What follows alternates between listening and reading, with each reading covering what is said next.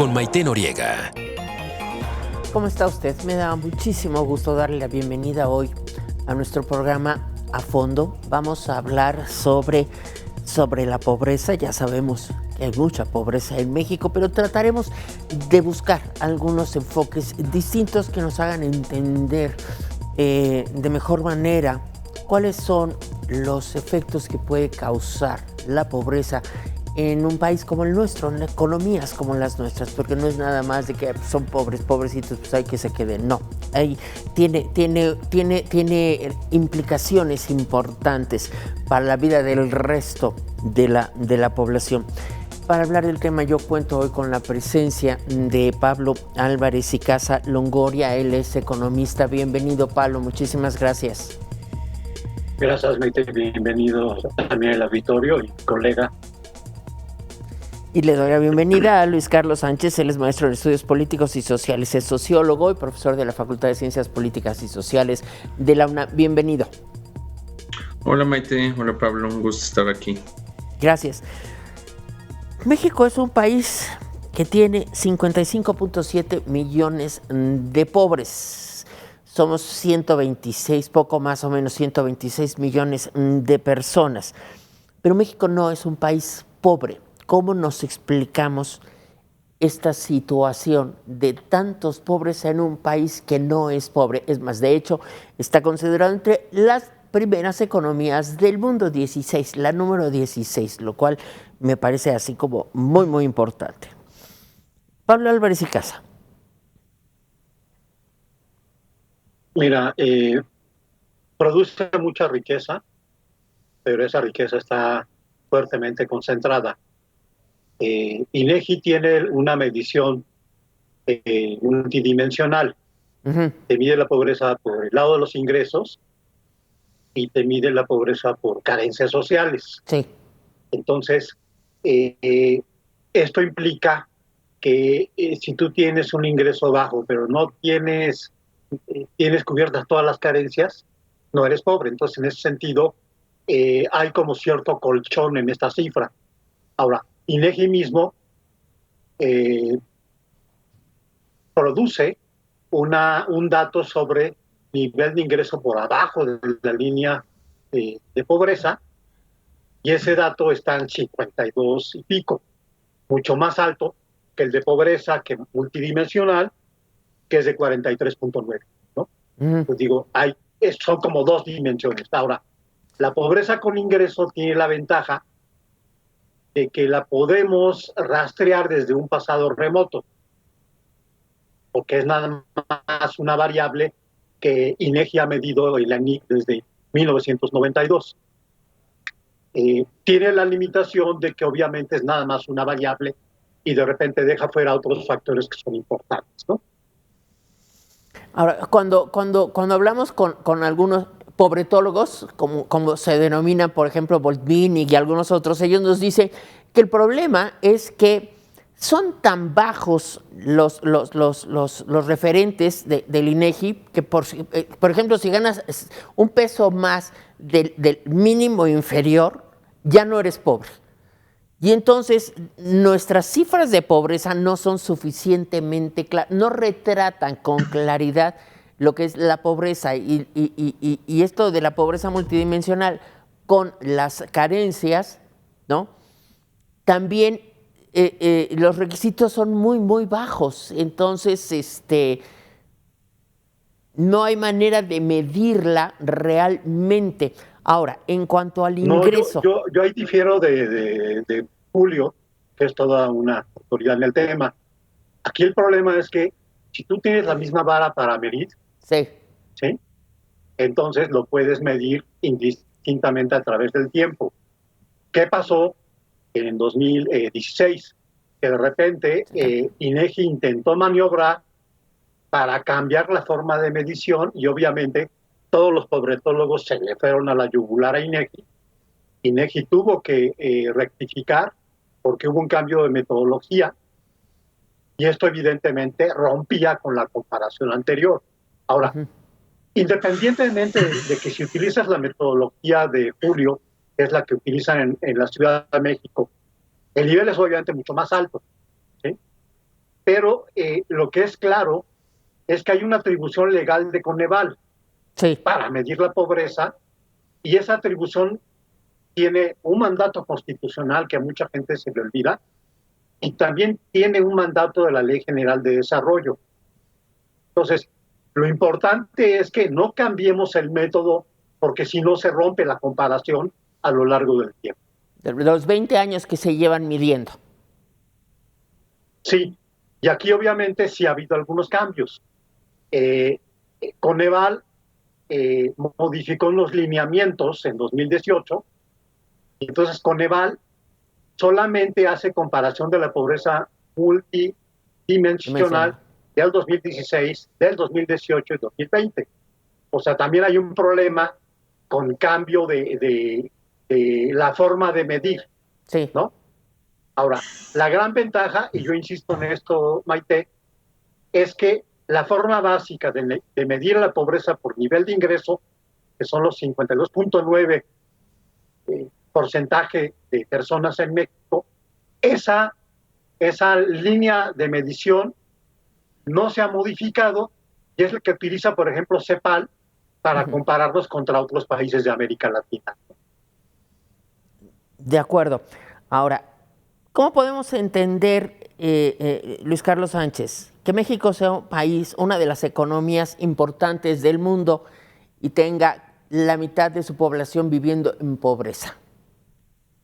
Pues bien, como menciona Pablo, creo que la situación es aquí la desigualdad que existe en toda la población. Desafortunadamente, que el 10% de las personas en México tengan casi el 80% de la riqueza, habla de esta desigualdad que persiste en nuestro país. Creo que la cuestión de la mala distribución de los recursos y de la ganancia es lo que nos ha llevado a tener estos índices de pobreza, que no solamente es una cuestión de ingreso, ¿no?, sino justamente multifactorial. Implica analizar, pues, los estilos de vida que tienen las personas, ¿no? Justo no es solamente estar un peso arriba o abajo, ¿no?, sino cuál es el estilo de vida que pueden subsistir a lo largo, no solamente de su vida, sino intergeneracional, que a veces eso es lo que nos ha faltado, ¿no?, en muchas de las propuestas que se hacen de políticas públicas. Sexenio tras sexenio queremos inventar el agua tibia, ¿no?, de cómo erradicar la pobreza, cuando no hay un seguimiento de los programas que han funcionado 20, 30 o 40 años antes. Entonces, creo que lo primero es criticar la desigualdad. Y la otra de las cuestiones que también implica el análisis multifactorial es cuáles son las condiciones de vida y también de trabajo en nuestro país, que justo ahora que está muy el tema de los días de las vacaciones en Cámara de Diputados, creo que eso es algo importante. Somos el país de la OECD que menos días tenemos de vacaciones. Somos el país de la OECD que más horas trabaja, que más días trabaja. Entonces, creo que esas son las cuestiones que también tendríamos que analizar, que al final del día repercuten en la productividad y también en la distribución de la riqueza que se hace en nuestro país. A ver, Pablo, ¿nos podrías explicar en qué es la distribución de la riqueza? ¿Qué riqueza es la que se distribuye? Porque el presidente dice que ahora hay una mejor distribución de la riqueza, pero vemos que hay más pobreza, a pesar de que hay una mayor transferencia de recursos económicos a algunas personas. Mira, se mide a través del coeficiente de Gini, y el presidente tiene algo de razón, pero mejoró apenas unas décimas. Ok. Mejoró apenas unas décimas, porque con la crisis que hubo en el 2020, los que perdieron más ingresos fueron los más ricos. O sea, no es porque la brecha se haya mejorado a la alza, sino se emparejó a la baja. Entonces, eso no es algo que realmente tuviera que tenerlos contentos, ¿no? Ahora, ¿por qué es un poco esto? Pues yo creo que es un poco por una razón histórica. México, desde finales de los 80, y si no es que antes, trató de competir, ser competitivo con salarios muy bajos, de tal manera que la economía mexicana exportaba mucho un modelo exportador basándose en costos salariales muy bajos para ser competitivo. Y por otro lado, se utilizaba el salario como una ancla inflacionaria, o sea, había un mandato expreso de que los incrementos al salario fueran menores a la inflación. Entonces, si tú te fijas, por ejemplo, cuando INEGI comienza a calcular la comparación de su tabla de ingresos, el ENOE, se da cuenta el propio INEGI que tiene que poner un salario equivalente porque desde 2017 a la fecha, los incrementos al salario mínimo, que son las brechas con las que INEGI mide los estratos, ¿no?, crecieron más que la inflación, pero este es un fenómeno muy reciente. No hemos logrado recuperar el enorme rezago, de tal manera que todavía, en términos de población ocupada, poco más del 66% de la población en México gana menos hasta 2 salarios mínimos. Y este es el último dato de la encuesta nacional de ocupación y empleo trimestral, que sí tiene representatividad nacional. Pero todavía algo peor, hay un 5%, un 5.9%, que incluso no recibe ingreso. ¿Quiénes son esas personas? Es la esposa, es el hijo, es el aprendiz, es el sobrino que ponemos a trabajar y no le doy sueldo, pero contribuye al ingreso del negocio de la familia, ¿no? La papelería o el puesto de tacos o lo que sea, ¿no? Entonces, la verdad es que tenemos estadísticas que nos muestran la precarización del trabajo y, en primer lugar, hay tanta pobreza porque la política salarial ha sido despiadadamente en contra de la gente más humilde de este país. Y esa es realmente la razón de fondo. Y cuando se comienza a subir el salario, ponen el grito en el cielo, cuando ni siquiera eso ha tenido impacto inflacionario. De acuerdo. Le doy la bienvenida en este momento a Saúl Arellano, él es investigador del Programa Universitario de Estudios del Desarrollo de la UNAM. Saúl, ¿cómo estás? Qué gusto verte, qué gusto tenerte en el programa. Buenas noches. noches. Gracias, Maite, por la invitación. Buenas noches. Saludos a Pablo, saludos al querido Luis Carlos. Gracias. Luis Carlos, te veía yo a sentir sobre esto. ¿Querías abundar sobre ese tema? Sí, o sea, creo que hablar de la mala distribución de la riqueza implica que no todos tienen las capacidades de acceder a esa riqueza. Es decir, hay que romper con esta narrativa de que entre más esfuerzo, más riqueza vas a tener. Cuando vemos que en la realidad eso no existe, ¿no? Gente que trabaja más, que tiene jornadas laborales extenuantes, son las que reciben menos ingresos en nuestro país. Entonces, creo que también es la cuestión que mencionaba Pablo sobre el aumento en los salarios mínimos implica solamente el aumento de esa clase social más baja, que no es comparativo con lo que mencionaba, con el incremento inflacionario que hoy en día pues, lo tenemos en más de 8.5, ¿no? De acuerdo al INEGI. Y que también es resultado de una situación mundial, que es de acuerdo con lo que dice el presidente, ¿no? No es una condición solamente del país. El mundo entero está entrando en un proceso de recesión en donde desafortunadamente a los que más va a impactar pues es a las clases menos privilegiadas. Pero andando un poco más, y creo que justo en el Coneval ha dado estos signos de cuáles son esas carencias sociales, ¿no? Rezago educativo, el acceso a servicios de salud, acceso a seguridad social, calidad y espacios de vivienda, accesos a servicios básicos y acceso a la alimentación. Tendríamos cada uno de estos elementos, analizarlos con lupa para ver de qué manera se han reducido las brechas, ¿no? La cuestión de salud creo que es un problema que constantemente hemos visto y que se profundizó a partir de la pandemia del 2020. Entonces, son esas condiciones que tendríamos que poner lupa para analizar si la población en verdad está saliendo de la pobreza o qué está faltando por parte de las autoridades para mejorar las condiciones de las comunidades. ¿En qué punto del análisis quedan las personas que trabajan en la economía informal, que además parece ser que es un número importante? ¿Sí se contempla en estas encuestas o qué pasa? Se aumenta el salario mínimo, pero tenemos en la base de la pirámide, una enorme cantidad de personas que trabajan en la economía informal. Saúl, quisieras participar, quisieras hacer un comentario sobre qué implica para el desarrollo de nuestra patria el que haya tanta pobreza y no seamos un país pobre. Claro que sí, Maite, gracias por la invitación nuevamente. Bueno, tenemos una precarización, como ya lo han comentado los compañeros del panel, del mundo del trabajo, pero esa precarización tiene diferentes aristas. Por un lado está la cuestión relativamente al ingreso laboral, que bueno, como lo han comentado, la pobreza laboral, como lo indica el Coneval, se ha incrementado. Veníamos con varios trimestres a la baja. El último del que se tiene datos es el tercero de este año. Sube nuevamente arriba del 40% de la población ocupada que tiene ingresos por debajo de la línea de la canasta alimentaria, es decir, la pobreza extrema. En México, en ese sentido, tenemos salarios de hambre, ¿no? Pero el problema no solamente es el salario, también son las prestaciones. Casi 60% de la población ocupada vive y trabaja en condiciones de informalidad laboral. Pero no solo esto, para todavía poner más drama al tema, ¿no?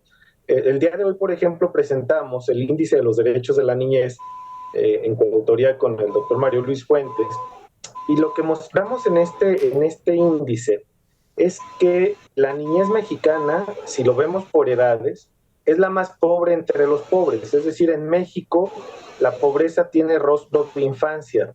Pero no solo esto, ¿no? Si pensamos en las poblaciones indígenas y si pensamos en las niñas y niños hablantes de lenguas indígenas, el 90% de ellos son pobres, Maite. Entonces tenemos una desigualdad, no solamente en términos de ingresos, sino también un conjunto de desigualdades que se asocian al territorio donde naces y a tu pertenencia étnica. Uno de los datos que revelamos en el Índice de los Derechos de la Niñez 2022, que insisto, se presentó hoy, es que si tú naces en un estado como Chiapas, Guerrero o Oaxaca, tienes 3 veces más probabilidades de morir antes de cumplir los 5 años que las niñas y niños que nacen en Aguascalientes, Nuevo León o Ciudad de México, por ejemplo, ¿no? Entonces, cuando vemos estas desigualdades terribles, lo que nos estamos encontrando es que hay factores asociados a las condiciones en que viven las personas y que determinan sus condiciones o no de pobreza, sobre todo atados a esta medición, que sin duda alguna ha tenido avances importantes, tiene una metodología muy la medición multidimensional de la pobreza, pero que no tiene estándares de derechos humanos como lo marca la propia Constitución Política de los Estados Unidos Mexicanos. Recordemos que nuestro artículo primero constitucional nos habla de las características y principios rectores de los derechos humanos, y la medición de la pobreza no responde a estos criterios, de tal forma que lo que tenemos es una medición de accesos, de afiliaciones, pero no necesariamente de calidad de servicios, ni tampoco de acceso efectivo a los derechos que ahí están considerados. Por ejemplo, si una niña o niño vive en una vivienda donde se cocina con leña y no se tiene seguridad social y además vive en el ámbito rural, la probabilidad de que sea pobre esta niña o niño es de 100%. Es decir, tenemos un conjunto de variables, de determinantes sociales, que evidentemente nos ponen en una situación límite en un país que tiene una enorme cantidad de recursos, que no deberíamos tener estos niveles de pobreza, y que nuevamente habría que insistir en los mecanismos de distribución y en los efectos de la política social. Por ejemplo, si pensamos en las personas adultas mayores, en los últimos 2 años ha habido una reducción muy importante de la pobreza en este grupo de población. Prácticamente hubo una caída de 6 puntos porcentuales del 2018 al 2020. Esto se debe sin duda alguna a la pensión universal que reciben las personas adultas mayores, pero es un subsidio muy regresivo, porque se le da a personas pobres y a personas no pobres. Pero si vemos lo que ocurrió con las niñas y niños en el mismo periodo, 2018-20, vemos que la pobreza se incrementó de 50 a casi 54%. Es decir, hoy tenemos una brecha de pobres entre niñas y niños y adultos mayores, la más alta brecha que ha habido en la historia de las mediciones de pobreza en el país. ¿Qué quiere decir esto? Pues que obviamente cuando tienes 0 crecimiento del producto, pues tienes, dicho de manera muy coloquial, una cobija que jalas de un lado, cobijas a uno y destapas a otros. Ahora, en el país. Pareciera que que no pasa nada si tienes una mayor parte de tu población en pobreza. En México un 55%, parece que no pasa nada. Hay 55 millones de pobres. Bueno, 55%, 55.7 millones de pobres. Ay, pues pobres allá ellos, ¿no? ¿Qué pasa con un país? Un país puede seguir creciendo económicamente, se puede seguir desarrollando, o el número de pobres va lastrando la economía. Es una pregunta que a mí me interesa porque cuando hablamos de pobreza, como que la gente le cambia como diciendo, ay, otra vez van a hablar de los pobres, ¿no? Y entonces hay muchos estigmas sobre la pobreza. Pablo. Mira, ha habido investigadores como el propio Ricardo Esquivel, Raimundo Campos. Él incluso acá ha sacado un libro muy interesante donde demuestra que al incrementarse los niveles de desigualdad, se reduce la capacidad de crecimiento a largo plazo de los países. Entonces, aquí la propuesta es interesante porque lo que estos académicos proponen es que tenemos que mejorar las políticas salariales, las políticas de empleo, las políticas de capacitación, las políticas industriales que hacen que tampoco nuestra industria crezca adecuadamente, termine siempre atada a ser centros de costos, esto es competir con bajos salarios, y esto obviamente nos mete en una espiral de bajo crecimiento y de poco desarrollo del mercado interno.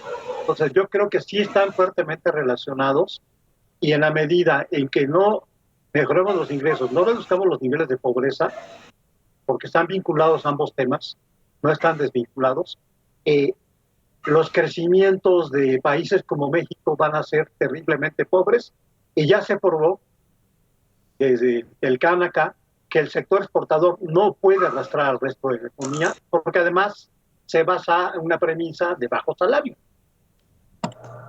Entonces, habría que modificar la política económica radicalmente, y en ese sentido, creo que los colegas de la UNAM en el PUED han hecho propuestas muy interesantes, ¿no? Pero lamentablemente no han incidido en la política económica de este gobierno. De acuerdo. Luis Carlos Sánchez, me llama la atención el hecho de que sigamos hablando de los pobres, porque además no es lo mismo hablar de pobreza que hablar del pobre, ¿no? El pobre tiene nombre y apellido, la pobreza pues es ahí una condición de un montón de vagos, ¿no? Entonces, ¿cuál sería la diferencia? ¿Qué haría que pudiéramos tener un enfoque diferente? Porque vemos que sí ha aumentado el salario mínimo, pero no hemos acabado con el trabajo informal, por ejemplo, ¿no? La empresa informal, esa sigue creciendo. Entonces, ¿qué debemos cambiar? Porque no es regalando dinero, no es con becas. ¿Qué hay que cambiar? Justo como mencionas, Maite, creo Mandela en uno de sus discursos planteaba, creo que una frase que sintetiza la pregunta, ¿no? Acabar con la pobreza no es un gesto de caridad, sino un acto de justicia social. Y creo que las políticas sociales han encaminado a que deben ser un acto de caridad y no de justicia social. Es decir, constantemente vemos, pues desde oportunidades, Prospera, todos los proyectos, todos los programas del bienestar, etcétera, no atacan las condiciones estructurales que atraviesan las personas. Y como bien mencionas, son personas que tienen nombre y apellido y que atraviesan por una situación. Es decir, ¿qué estamos haciendo, además de dar un apoyo económico que es vital, para que esa línea, que es, o sea, la línea más difícil es la de la pobreza, de saltar? Entonces, si la saltas, probablemente la próxima generación regrese porque no tienes proyectos a largo plazo que mantengan condiciones de mejoramiento estructural de las comunidades. Entonces, acabar con la pobreza no necesariamente atraviesa por solamente dar dinero. Atraviesa por mejorar condiciones de vivienda, por mejorar condiciones de educación, por mejorar condiciones de alimentación, ¿no? Y otra serie de actividades. Entonces, creo que lo que tendríamos que pensar a corto y a largo plazo debemos de dejar de imaginar al pobre como el lastre de la nación, porque así es como se ha atendido, y justo como mencionabas hace un momento, Maite, hasta parecería ser que 1 millón más, 1 millón menos, ya a nadie le da igual. Sí, ¿no? Es decir, ¿de qué manera esto a largo plazo impacta? Impacta en donde tú tenías condiciones en México en los años 90 muy parecidas a las de China, y que China tuvo que hacer otras situaciones, el mejoramiento de sus empleos también, sobreexplotación, etcétera, pero que pudo impulsar que la distribución de la riqueza se redujera. Es decir, los que están abajo que reciban un poco más y los que están arriba tienen que recibir un poco menos. Solamente de esa manera vamos a hacerlo. Pero creo que vivir bajo el estigma de la meritocracia también implica que mucha de la pobreza se asimile como simbólicamente. Es decir, la gente que vive en una situación de pobreza parece que hasta se siente y se identifica como un designio. Y creo que eso es lo peor que nos puede pasar. Es decir, tú mereces ser pobre, es lo peor que le puedas decir a alguien, y que desafortunadamente las personas anormalizan. ¿Por qué? Porque en el discurso oficial y en el discurso de las empresas están diciendo, pues es que para ser rico tienes que emprender, tienes que trabajar más, tienes que madrugar, tienes que hacer una serie de cosas. Y a eso súmale que además a los pobres Diosito los quiere más que a los ricos. Y eso es bien importante en México, ¿no? O sea, si eres pobre, vas a pasar al reino de los cielos. Si no eres pobre, no vas a llegar al reino de los cielos. Y esto sí me pareciera una tontería, pero sí impacta en continentes como el nuestro, por ejemplo, ¿no? Donde son profundamente católicos, y donde esta conciencia culpígena te hace decir, sí, soy pobre pero honrado, ¿no? La gente decía, este falso orgullo de la presunción de la pobreza, ¿no? Claro, o sea, porque se convierte en un círculo vicioso, y que hay muchísimos estudios, igual en la UNAM, que han atravesado por definir simbólicamente a la pobreza y cómo la gente se define dentro de una clase social. Y estamos viendo que la mayoría de la población se define como una clase social media. Ni le gusta ser pobre, ni le gusta ser de clase alta. Le gusta ser clase media, cuando en sus condiciones estructurales sabemos que no pertenecen a una clase media, ¿no? Entonces, creo que también es cómo se interioriza eso, que algo, y vuelvo al comentario con el que iniciaba, me parece escandaloso que justo los diputados estén regateando días laborales cuando somos el país de Latinoamérica que menos días de vacaciones tenemos. Sí.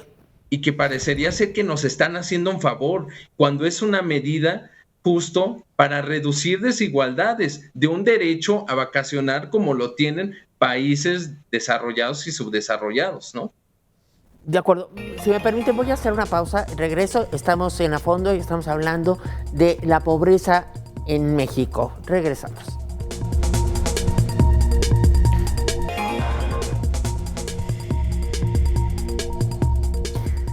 Bien, continuamos en A Fondo hablando sobre la pobreza.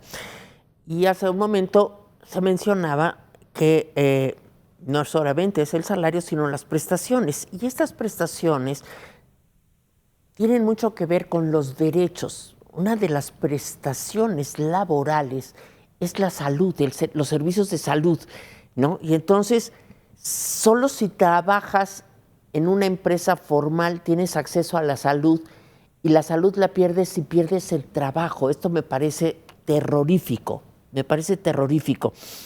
Y aparte hay otro fenómeno, que es que los servicios son los que permiten igualar a las sociedades, ¿no? O sea, si todo el mundo tiene acceso a la salud y la salud es buena, el sistema es bueno, esto hará que los pobres no tengan que acudir a lo que está ocurriendo, ¿no? A la salud privada para recuperar su salud. Y hemos perdido de vista esto, y en este gobierno se han cancelado muchísimos servicios que le permitían a la gente trabajar mejor y tener mejores ingresos, y amén de que tenían cubiertos sus derechos, por lo menos el derecho humano a la salud, el derecho humano al trabajo bien remunerado. Entonces, hay una contradicción en esto, ¿no? Saúl, ¿algún comentario a este respecto? Sí, Maite, mira, justamente esto que tú comentas es la clave de todo el tema, a mi parecer. Y lo es porque cuando tenemos un gobierno dedicado a prestar servicios, lo que encontramos son gobiernos como los que hemos tenido desde hace décadas, ¿no? Gobiernos que hacen lo posible con base en el presupuesto disponible que tienen al alcance. ¿Cuál sería el reto? Tener gobiernos que garanticen derechos. Transitar de gobiernos prestadores de servicios a garantes de derechos implica lo que yo decía hace un momento, una enorme reforma fiscal integral que sea progresiva, pero que al mismo tiempo esté acompañada de una nueva visión federalista del desarrollo en el país. En México abandonamos hace mucho tiempo nociones clave como el desarrollo regional, como el desarrollo municipal, el equilibrio de las zonas urbanas, el desarrollo urbano ordenado, y todos estos factores que evidentemente contribuyen a una mayor competitividad, pero no solamente económica, sino también social, es decir, convertir a los territorios en coadyuvantes de la garantía de los derechos de las personas. Hoy vemos territorios hostiles que te excluyen y donde tenemos enormes problemas. Uno de ellos, por ejemplo, se expresa en otro de los derechos humanos vitales, que es el derecho a la vivienda. Más de 5 millones de viviendas abandonadas porque las personas simplemente no las encuentran habitables. Y no lo son porque pues, están muy lejos de sus fuentes de trabajo, tienen una dimensión que no les alcanza para necesidades básicas y mínimas, casas de 55 metros cuadrados, que son todos menos una casa, y todos estos factores se van sumando y que no nos han permitido transitar a una discusión pública seria en términos de cuáles son las prioridades del país. Cada que tenemos elecciones, las y los políticos se cansan y reiteran una y otra vez que ellos tienen el mejor proyecto de país, pero se les olvida que la Constitución, en sus artículos 25 y 26, nos dicen claramente que el proyecto del país se llama Constitución Política de los Estados Unidos Mexicanos, es decir, las prioridades del desarrollo ya están marcadas allí. La discusión que deberíamos tener es cómo vamos a hacer para cumplir los mandatos de la Constitución, porque de otro modo estamos cayendo una y otra vez en esto que el PNUD ha llamado el déficit de estatalidad, es decir, la incapacidad de los gobiernos de cumplir con los mandatos que se han dado a sí mismos a través del marco constitucional y legal que tenemos en el país. ¿Cómo vamos a garantizar, por ejemplo, la mitigación del cambio climático? Porque pues en ello nos va la vida tal y como la conocemos, por ejemplo. ¿Cómo vamos a hacer para proteger a la biodiversidad? Porque también en esto nos va la vida tal y como la conocemos. ¿Cómo vamos a hacer para retomar el rumbo del crecimiento económico? Y como dice la CEPAL, crecer con equidad y distribuir para crecer y crecer para distribuir mejor, de manera simultánea. ¿Cómo vamos a hacer para que los que ganan más paguen más en un esquema progresivo, pero que esto al mismo tiempo permita construir al menos tres cosas que a mi juicio son vitales? Uno, erradicar el hambre del país. México sigue siendo un país donde el hambre se mantiene. Tenemos 1 millón de hogares, y este dato me parece a mí de escándalo y vergüenza nacional, porque estamos hablando de 1 millón de hogares donde hay niñas y niños, y donde alguna de ellas, al menos una vez cada 3 meses, se duerme con hambre, habiendo comido una sola vez al día o sin haber comido en todo el día debido a la falta de recursos económicos o monetarios o recursos de acceso a los alimentos. Entonces, erradicar el hambre debería ser una de las prioridades mayúsculas del Estado mexicano, concitar a una gran alianza del país para que no haya personas que estén enfermando y muriendo porque no tienen que llevarse a la boca, particularmente las niñas y los niños. Necesitamos avanzar al mismo tiempo hacia la erradicación del trabajo infantil. 3 millones de niñas y niños que trabajan y que muchas de ellas son quienes, el doctor Pablo nos decía hace un rato, están obteniendo menos de 2 salarios mínimos y muchos de ellos ni siquiera salarios porque están empleados en negocios familiares o en condiciones riesgosas. Nos dice el INEGI que 90% de las niñas y niños que trabajan, de estos 3 millones, lo hacen en condiciones peligrosas o prohibidas por la ley para su edad. Es una anomalía tremenda el trabajo infantil y habría que medir cuánto aportan al PIB, por ejemplo, para dimensionar cuál es el tamaño del problema que enfrentamos. Y además, tendremos que avanzar hacia la construcción de un sistema nacional de cuidados, donde justamente el derecho a la salud y el derecho a la seguridad social no estén vinculados al empleo, porque de otra manera vamos a seguir reproduciendo estas condiciones de vulnerabilidad en las cuales las personas, una vez que pierden el empleo, caen de nuevo en la pobreza. De acuerdo con los estudios de Oxfam, por ejemplo, del Centro de Estudios Espinosa Iglesias, si tú naces pobre en México, tienes hasta 85% de probabilidades de morirte pobre. Si naces en los datos de ingreso de los deciles 9 y 10, los de más alto ingreso, tienes hasta 80% de probabilidades de mantenerte ahí toda tu vida. ¿Qué quiere decir? No hay movilidad social, la escalera social, como se dice, está rota, no existe y no hay posibilidades de que las personas puedan romper con los ciclos intergeneracionales de la pobreza, porque estamos atados a un sistema de salud y la otra, el sistema educativo nacional, que está en una terrible crisis y que sin un sistema de educación de calidad integral que forme a personas no solamente para el empleo, sino también para ejercer una ciudadanía social, para formar seres integrales con salud mental, con capacidades de resiliencia, capacidades de empatía y solidaridad, vamos a seguir teniendo lo que estamos viendo. La pandemia sacó a millones de niñas y niños de la escuela y vemos, por ejemplo, ahora que tenemos un enorme problema en términos de que la cobertura educativa cayó. Si nos vamos al nivel de educación básica, de acuerdo con los propios datos del informe de gobierno del Gobierno de la República, tenemos que en educación básica solamente hay un 90% de cobertura. Esa es una caída brutal y un retroceso de prácticamente 10 años que ha llevado a que la UNESCO piense ya que estamos ante la posibilidad de una generación y una década perdida en materia educativa. Si no arreglamos esto... Sí, aquí sí me gustaría hacer énfasis en algo. Cuando uno analiza cuáles son cuando analiza uno los rubros en los que se divide las dimensiones de la pobreza, ¿no? Entonces hablan de la falta de acceso a algunos servicios y todo esto. No se habla de algo que a mí me llama la atención, y que es la pobreza intelectual y la pobreza educativa de México. Esta también se está incrementando, pero tampoco, no tenemos índices sobre esto, ¿o sí los tenemos, Pablo? Mira, los teníamos, pero México abandonó el plan de PISA y abandonó también los criterios de medición. Entonces, cuando se discutió la reforma educativa reciente,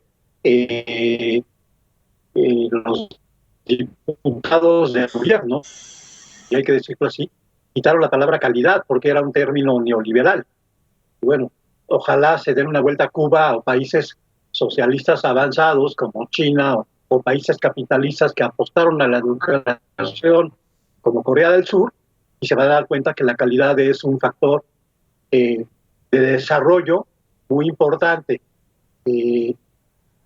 Ha habido estudios comparativos de Corea del Sur y de México. Ellos empezaron su proceso de ensamblado al mismo tiempo que México, en 1965, un poco antes, y los resultados han sido completamente distintos, porque hubo una política industrial, hubo una política de comercio exterior, hubo una política salarial y una política educativa y una intervención activa del Estado que permitió obviamente desarrollar grandes conglomerados de empresas coreanas que compiten al tú por tú hoy con día, ¿no? Samsung, LG o las automotrices, ¿no? Uh-huh. Digo, para poner ejemplos de la cotidianidad, ¿no? A mí sí me parece que el índice de pobreza intelectual y educativa puede tener resultados catastróficos para un país como el nuestro. Luis Carlos Sánchez. La cuestión aquí es, después, o sea, si tenemos, también históricamente hemos tenido la perspectiva de que entre mayor nivel educativo, mejores condiciones de vida podrás acceder, ¿no? Y era un discurso que funcionaba muy bien pues hasta hace 10 años, ¿no? desafortunadamente vemos eso, la precarización también de aquellas personas que egresan de una profesión, de un posgrado, ¿no? Hasta de doctorados, y se encuentran con un campo laboral que no aprecia ese desarrollo. Y que justo también, así que va junto con pegado con esta situación. Los jóvenes cada vez ven que no va a haber atribución económica a largo plazo si siguen estudiando, porque una persona que se encuentra en la informalidad va a ganar muchísimo más que una persona profesional que está en una empresa. Entonces también es una cuestión de racionalidad en cómo estamos percibiendo a la educación. La otra cuestión es, tenemos educación cuando haya un desarrollo de posicionamiento de esos estudiantes en el campo laboral. Eso sí nos va a funcionar, pero si tenemos profesionales altamente capacitados en un mercado laboral que no valora esas capacidades de los egresados, que les dicen, pues no tienes experiencia o no tienes conocimiento en tal lugar, o a mí no me importa que tengas posgrados, pues eso involucra que las personas también dejen de asistir. Y como bien mencionaba Saúl, desafortunadamente, pues después de la pandemia nos vamos a ver en una, si no es que ya estamos en una crisis educativa, en donde cada vez más personas dejarán de ir a la escuela, como ya hemos observado, y que por lo tanto, pues también se deje de implementar programas para la educación, y el rezago que traen las generaciones de jóvenes en la actualidad es muy grande. Entonces creo que también tendríamos que analizar qué tenemos que hacer para reducir esas desigualdades cognitivas entre la población estudiantil. Me parece muy, muy preocupante lo que está pasando, y que todavía no hayamos podido encontrar cuál es el punto en el que nos debemos enfocar para que la situación de pobreza en la que viven muchos habitantes de nuestro país se pueda remontar e incorporarlos al desarrollo. Y a mí esto de esta finalidad utilitaria del conocimiento me parece que tampoco funciona muy bien, ¿no? ¿Y para qué me sirve? Bueno, no te sirve para nada práctico. O sea, el estudiar un posgrado no te sirve para hacerle así a la pluma, no te sirve para entender que si el resortito no funciona, no le vas a poder hacer. No sé, me parece que va más allá del utilitarismo, el conocimiento. Esto ya se perdió. Entonces, si no le vemos un uso práctico a la educación y a la formación intelectual, al raciocinio, al pensamiento lógico, creo que también esto pone en riesgo nuestra democracia, también pone en riesgo la convivencia social y también pone en riesgo el desarrollo. Voy a tener que hacer una pausa y regreso. Estamos en A Fondo y estamos hablando de pobreza.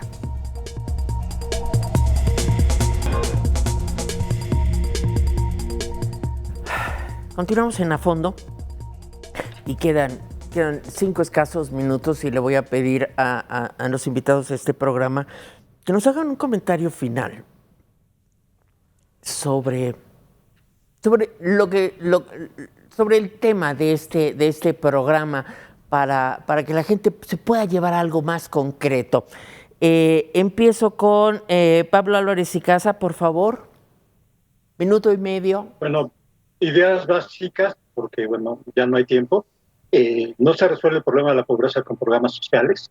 No quiere decir que no sean necesarios, pero si insistimos en hacerlo así, vamos a terminar cayendo en políticas asistencialistas, aunque se diga que no se quería caer en ello. Lo segundo es que INEGI está levantando la ENIC de este año. Julio va a dar los datos de la ENIC de distribución del ingreso, y una semana después Coneval procesa esa información y da los datos de pobreza del 2022. Mi pronóstico es que vamos a mejorar respecto a 2020, que tiene todo el efecto, digamos, de la caída de la actividad económica, la recesión, la pandemia, pero que no vamos a regresar a los niveles de 2018, porque a raíz de la pandemia no hubo un apoyo a los pequeños y medianos empresarios ni a las personas que se quedaron en desempleo, los pequeños negocios, y mucha gente se fue al sector informal, que tiene niveles de ingreso mucho más bajos que el sector formal. Digo, las cifras de Coneval no mienten al respecto. Ahora, ¿cómo se presentan las cifras? También obviamente hay muchas trampas, ¿no? Por ejemplo, el 24 de noviembre Coneval decía que el índice de pobreza laboral mejoró de 40.7 en el tercer trimestre del 2021 a 40.1 en el tercer trimestre de este año. Pero omite señalar que respecto al segundo trimestre se incrementó de una manera muy fuerte, de 38.3 a 40.1, y eso se debió básicamente a que la canasta alimentaria creció, el índice de precios de la canasta alimentaria creció fuertemente y que los ingresos promedio de los trabajadores crecieron muy lentamente. Esa combinación generó este incremento de la pobreza laboral. Entonces, de repente, cómo presentas las estadísticas también puede ser algo curioso, por no decir otra palabra, ¿no? Sí, claro, eso suena bonito, curioso. Saúl Arellano, 1 minuto y medio, por favor. Claro que sí, Maite, gracias por la invitación de nuevo. Yo diría 3 cosas. 1, mientras no haya una política redistributiva del ingreso fuerte y seria, México va a continuar por donde vamos. ¿Qué significa esto? Lo que decía el doctor Pablo, es decir, no podemos seguir solo con los programas de transferencias de ingresos. Necesitamos un sistema de seguridad social que nos cubra no solamente el tema de la salud, sino prestaciones sociales y económicas que son fundamentalísimas para el desarrollo integral de las personas: salud mental, salud preventiva, salud sexual y reproductiva, garantía de derechos en igualdad de condiciones para mujeres y hombres, perspectiva de no discriminación y perspectiva de derechos de la niñez. Todo esto debe incluirse a la política pública. Necesitamos nuevos canales de diálogo con el Congreso. La ciudadanía está inerme ante el monopolio que tienen los partidos políticos de la palestra pública y nuevos mecanismos también de incidencia en el diseño del presupuesto. Mientras sean los partidos los que definen las prioridades de gasto, vamos a seguir sin controles ciudadanos respecto de cómo darle cumplimiento a los derechos que están consagrados en nuestra Constitución. Y tercero, México requiere avanzar seriamente hacia un debate de lo que varios filósofos y filósofas, una de ellas prominente, Debra Satz, han puesto sobre la mesa, otro más, Michael Balzer, quienes llaman a discutir cuáles cosas debe poder comprar el dinero y cuáles no. Es decir, hablar de esferas de la justicia en las cuales alimentación, salud, educación, por ejemplo, estén fuera o estén a cierta salvaguarda de la lógica depredadora del mercado que, tal como funciona hoy, tiende a la concentración, la desigualdad y la exclusión de millones. Entonces deberíamos estar hablando de cómo redistribuimos y cómo establecemos nuevos patrones y nuevos criterios de justicia. Como diría Marías, no solamente justicia social, sino todas las otras justicias, como son la impartición, la procuración en el ámbito civil y penal, donde tenemos gravísimos problemas, porque hay otro factor que no tocamos aquí, pero que debería estar en el debate, que está asociado y que es el de la infinita violencia en la cual estamos parados en el país y la cual es un factor también de empobrecimiento de las familias. Tenemos a prácticamente más de 150,000 niñas y niños que han quedado huérfanas y huérfanos por la guerra del narcotráfico, y esto solamente en los últimos 3 años. ¿Quiénes cuidan a esas niñas y niños? ¿Quiénes se hacen cargo? Y evidentemente estas familias pues viven procesos de desgarramiento del tejido social y evidentemente de sus ingresos. Gracias, Saúl. Voy con Luis Carlos Sánchez, por favor, tu comentario final. Gracias, Maite. Pues un poco abundando a lo de mis colegas, creo que el gran desafío nacional es la desigualdad.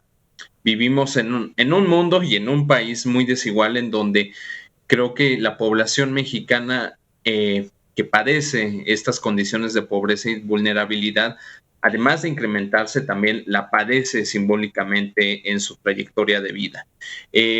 ¿Cómo reducir las desigualdades? Esa creo que es una de las preguntas que constantemente tendremos que reflexionar. Un punto que a mí me parece importante es que el Estado debe de garantizar los derechos humanos por los que fue creado el Estado. Es decir, garantizar la educación, garantizar la salud, garantizar el empleo, garantizar la alimentación, son derechos básicos que tendría que garantizar el Estado. Desafortunadamente, hay, con lo que mencionaba el doctor Pablo de los programas sociales, no necesariamente, yo ahí difiero un poco. Creo que la visión paternalista y asistencialista es lo que ha viciado los programas sociales. Hemos tenido muchos ejemplos en otros países mismos de Latinoamérica en donde cuando hay una corresponsabilidad y hay una participación política de las comunidades en la creación de los programas sociales, se atienden verdaderamente las necesidades. No tenemos una idea o un imaginario de aquello que pensamos desde Ciudad de México de lo que necesitan en Chiapas, sino que otro de los retos tendríamos que hacer es evaluar los programas sociales, que esto desafortunadamente en estos últimos años se ha visto mermado. El Coneval ha tenido muchísimos problemas para evaluar los programas sociales del actual sexenio, y creo que es un reto y que por parte de la Constitución tienen que garantizar la evaluación correspondiente. La otra cuestión, y con esto finalizo, reducir también las desigualdades, estas grandes desigualdades, atraviesa por romper un círculo vicioso de estigmatización hacia la pobreza, porque desafortunadamente, como mencionaba hace un momento, el asumir y el normalizar de aquella persona que pertenece a ese círculo social, asume que es una condición natural haber nacido en una condición de pobreza. Y creo que debemos de romper con ese lastre en donde los que están arriba no deben de seguir demeritando a los de abajo y justo seguir pensando que la pobreza se va a erradicar a través de regalar dinero o dar limosnas, ¿no? Entonces, garantizar los derechos humanos creo que es la clave para ir reduciendo las desigualdades en nuestro país. Pues muchas gracias. Creo que hay algo muy importante que se dijo aquí, y que es que la caridad, que es lo que se pretende con los programas asistenciales, nunca podrá sustituir a la justicia. Y aquí tenemos un problema de injusticia. Saúl Arellano, muchas gracias. Pablo Álvarez de Casa, gracias enormes. Luis Carlos Sánchez, de verdad, nuestra gratitud por haber participado y por haber enriquecido este debate de hoy. Yo, antes de irme, quiero preguntarle a Joely Ramírez qué es lo que tendremos en unos minutos aquí en Mega Noticias. ¿Qué tal, Maite? Un gusto saludarte a ti y al auditorio. En minutos vamos a platicar con la titular de Human Rights Watch para América Latina sobre esta reforma que en este momento se está debatiendo en el ámbito legislativo, la reforma político-electoral. Para muchos una reforma regresiva. Vamos a ver qué dice este organismo internacional. Gracias, por mi parte es todo. Nos vemos en otra emisión de A Fondo próximamente.